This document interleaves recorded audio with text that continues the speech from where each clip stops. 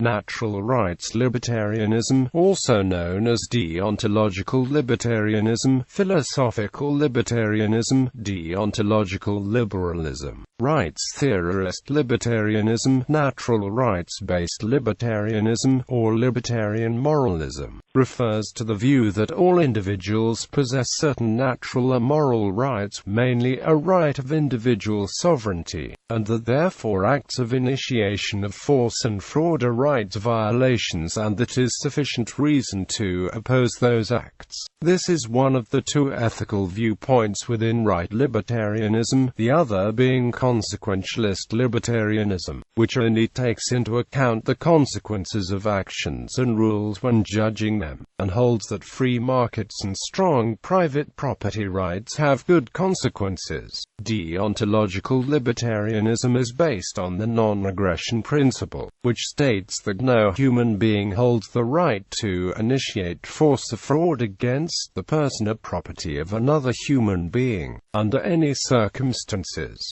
Deontological libertarians consider this principle to be the basis of all morality, and therefore they believe that any violation of the principle is immoral, no matter what other arguments may be invoked to justify that violation. Deontological libertarian philosophies. Some deontological libertarians such as Ayn Rand advocate a minimal government to protect individuals from any violation of the rights, and to prosecute those who initiate force against others. Others, such as Murray Rothbard, advocate the abolition of the state, as they see the state as being an institutionalized initiation of force due to taxation. The view of natural rights is derived, directly or indirectly, from the writings of St. Thomas Aquinas and John Locke. Hans Hermann Hoppe advocates the abolition of the state on the basis of argumentation ethics.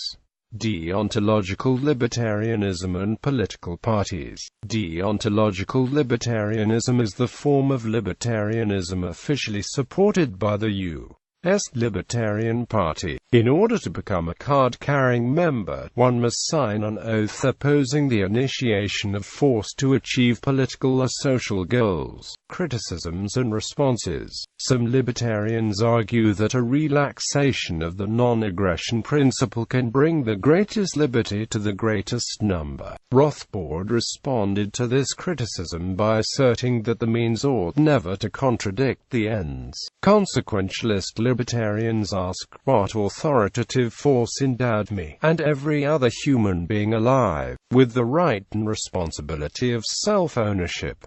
How does one prove, substantiate, or justify its existence? Murray Rothbard responded to this criticism by appealing to a process of elimination, which concluded in his asserting that self-ownership is the only defensible ethical position. If humans are not natural self-owners, this must imply that someone else has a higher claim on a person's own life than the person himself. This leaves two remaining options: either some people own other people, or each and every person has an equal partial claim on every other person. The first option does not provide ethics that is true for all humans though, and instead divides humans up into the superhuman owners and the subhuman slaves. The second option, while its ethics apply equally to all men, is not conceivable as working, as any action done with their own body would require the permission of all other people in the world before the act itself can be taken. And since even being able to vote on something is an act itself, such a system would leave man paralyzed and unable to do anything legitimately. Therefore, the only consistent defensible position is the one of self-ownership, with all of its implications. Philosopher Jonathan Wolff criticizes deontological libertarianism as incoherent, writing that it is incapable of explaining why harm suffered by the losers in economic competition does not violate the principle of self-ownership, and that its advocates must dishonestly smuggle consequentialist arguments into the reasoning to justify the institution of the free market. According to deontological libertarianism, right to private property derives from self-ownership, and competition does not violate self-ownership because no property rights are violated. Furthermore, natural rights libertarian will usually see no contradiction in using both deontological and consequentialist arguments, instead seeing them as complementary. The good consequences come precisely because morally just means were used, rather than arguing that these means are morally good because they have good consequences.